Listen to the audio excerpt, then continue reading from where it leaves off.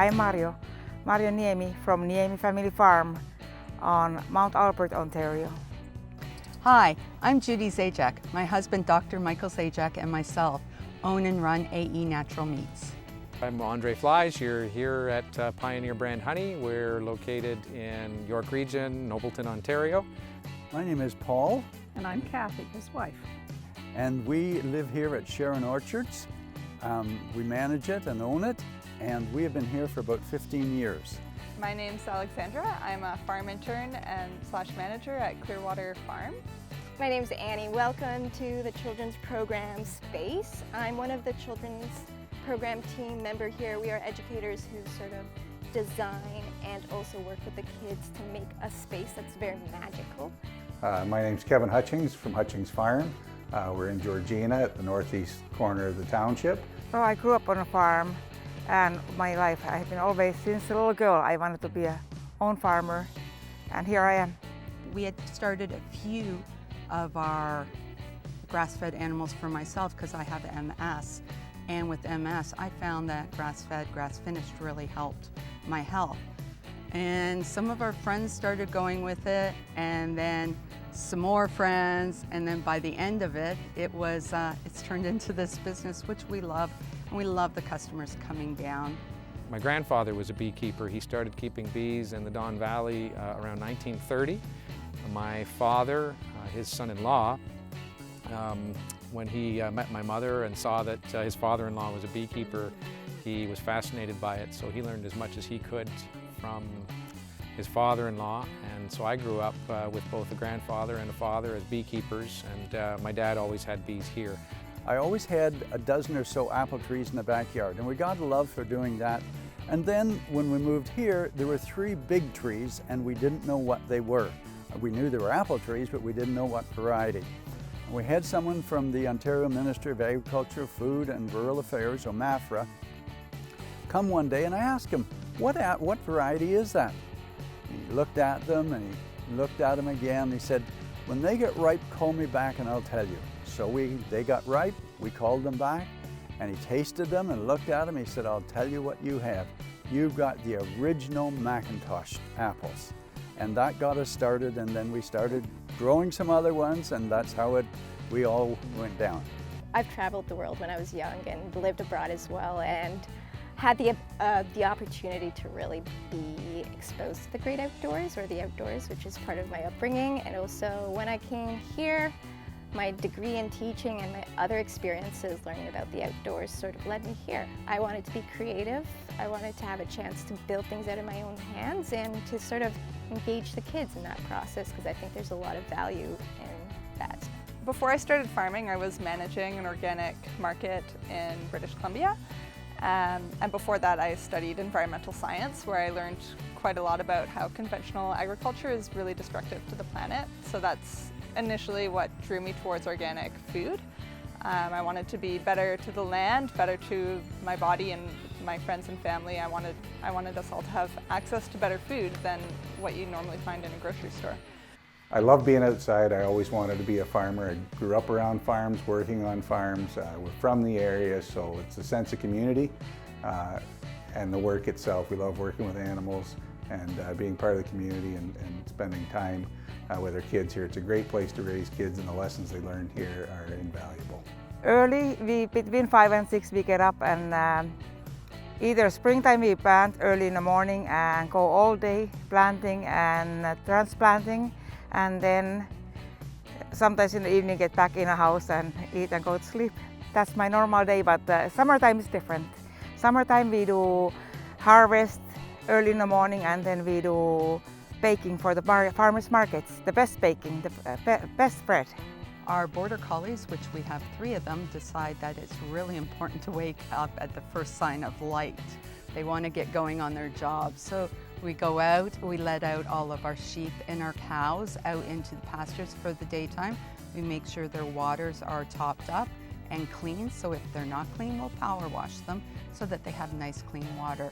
We also will pull out all of our horses, put them in the pastures they need to be, and the ones that my husband is breeding for our clients, our veterinary clients, he'll bring up, and we will get them organized.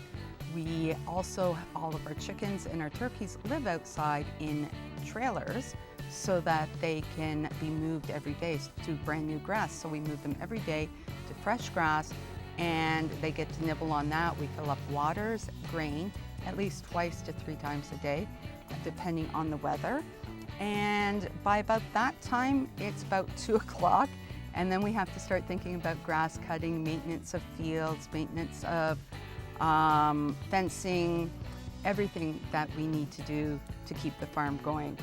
Oh, well, every day can be different.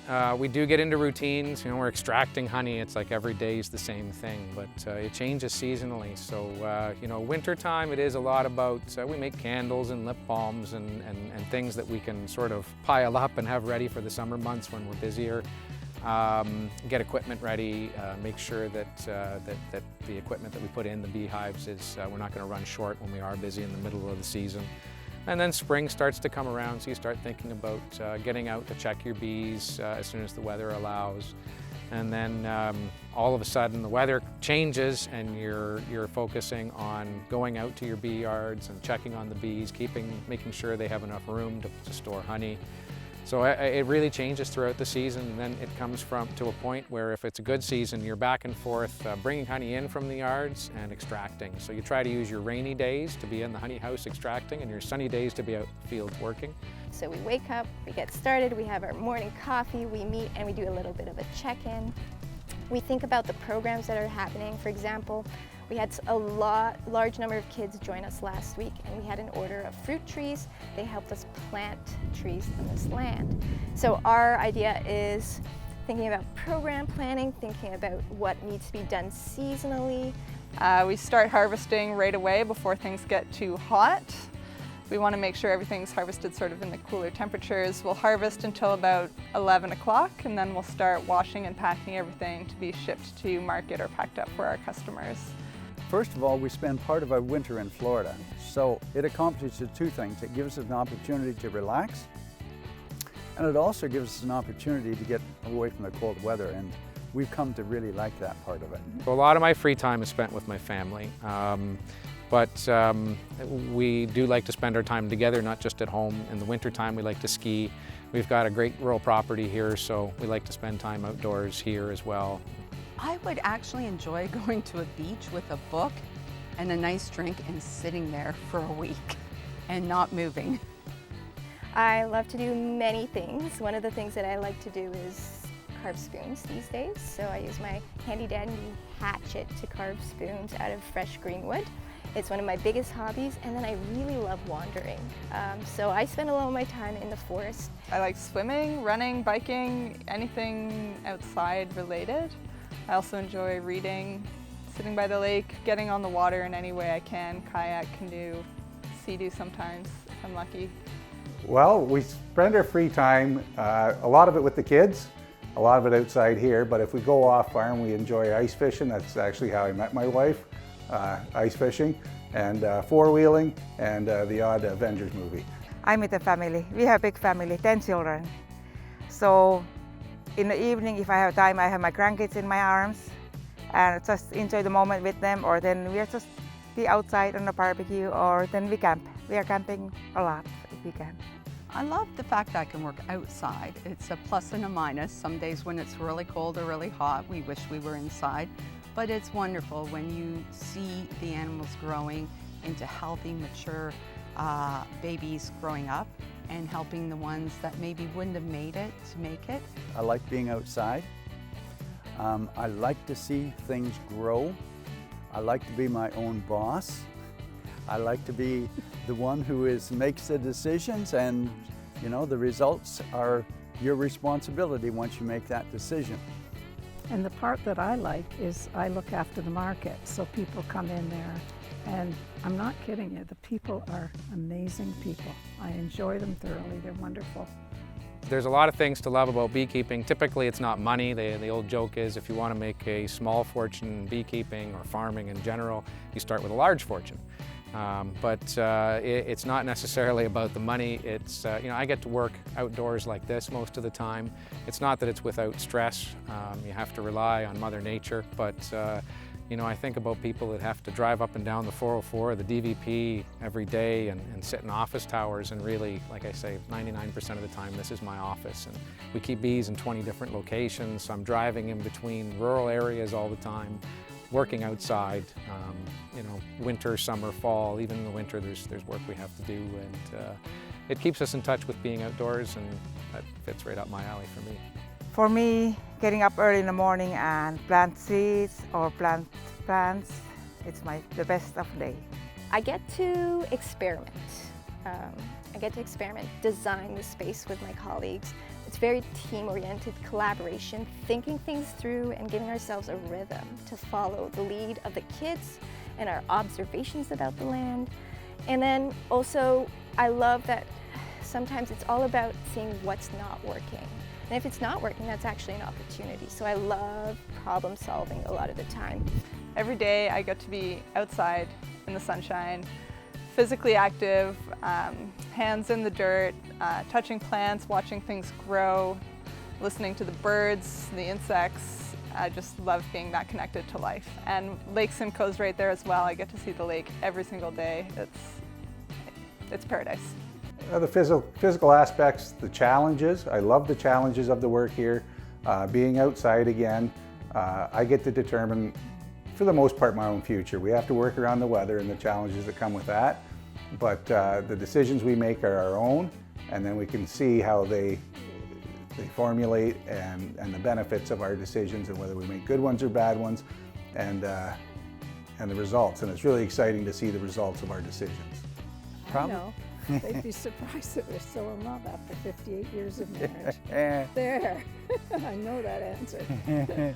They would also be surprised when they hear me talking and telling about apples and so on like that as a teenager I was extremely shy. I had difficulty talking to people. I was so shy. We don't know everything. We learn as we go as farmers. And you become a jack of all trades, sometimes an expert of none. But as we take on new challenges and products, it's a new learning curve. I grew up in Finland, so everybody would think that I love snow and ice, but really I love Florida. So whenever we have chance, we go to Florida for a winter break. After completing university, I rode a bicycle from Toronto to New York City on a bike trip and visited farms along the way. The most beautiful thing is the March day in early March when it's still snow in the ground and we go inside the greenhouse and start planting. That is my favorite time of the year. Sun is shining, plus 25 inside the greenhouse, and planting new seeds and seeing the new growth. I have to say lambs are kind of more my favorite, especially when they're born and they're so cute. As they get older, I find the calves are a little more fun than the lambs as they grow up into large teenagers. But yeah, they all have their interesting personalities, and it's fun to watch them grow up. My favorite time of the year is lambing. I love being in the barn. We usually land between February and March, so it's cold outside, the barn's warm, and the sheep are lambing, so there's always new lambs every day, and the interaction between the sheep and the lambs, and you're not really pushed for time in that time of year, so you can actually stay in the barn and just enjoy the moment. I don't necessarily have favorites, but I do have colonies that I don't like. So every year there's always that colony in one yard that you get anywhere near, and it sends out all kinds of bees after you. Okay, my favorite one is ambrosia. It's sweet and crisp and juicy and white. I love it. I can't say that I really have a favorite. I like all of them. Probably tomatoes are my favorite to grow. They're so satisfying, they grow so fast. There's such like a clear procedure for how to grow them. It's easy to follow, and sometimes you just feel like you can almost reach perfection with tomatoes, whereas with everything else, you can't. The sumac tree, staghorn sumac, because it's something that I feel there's a lot of history and I can relate to. It's been used as a spice in my culture, or at least from my mom cooking. And so I watch these berries grow and all throughout summer, and now, and just before the end of summer, is the time to harvest them, and they're like standing at like beautiful fires in the sky, and you'll see them along the highway, some on this land. You just take it, you can make a lemonade out of it called sumac-ade, or just eat it like that, and it's so sour that I love it. The ambrosia is sweet, juicy, and crisp. Oh, thank you, dear. I'll say the same about you. Oh, this is crazy. I think it would be kale. It's like very hearty, very nutrient dense, survives all conditions. That would be me. AE Natural Meats is a concept of raising animals the way nature intended. We raise all of our lamb and our beef are grass-fed and grass-finished. They do not get any grain or soybeans to finish them off. We finish them on grass. Our chicken and our turkeys, they do get certified organic, non-GMO grain, but they live outside on grass as well. So the average Ontario colony of honeybees produces about 65 pounds. It was higher maybe 20 years ago, around 115. It's slowly been dropping, and there's a few reasons for that. A, there's less forage out there nowadays. B, there's a lot of beekeepers doing pollination. They're not interested in honey production, but our bees typically produce about, I'd say 80, 85 pounds per colony per year. Our farm and a lot of other small farms is, for the most part, it's done out of the love of farming. People want to spend their time on the land, work either with crops and vegetables and animals. It's truly a love. In most cases, small farms have a second income. Most farms in Ontario are family run, 90% of them, and the majority of those farms will have an off-farm income to help support the farm. So I think it's important that people know that. Farmers in Ontario work extremely hard, in York Region work extremely hard. Margins are thin, and we try to provide a safe product at a reasonable price, and mostly because we love doing it. And it's stuff we want to do for our families and feed our families that way, and we like sharing that with others.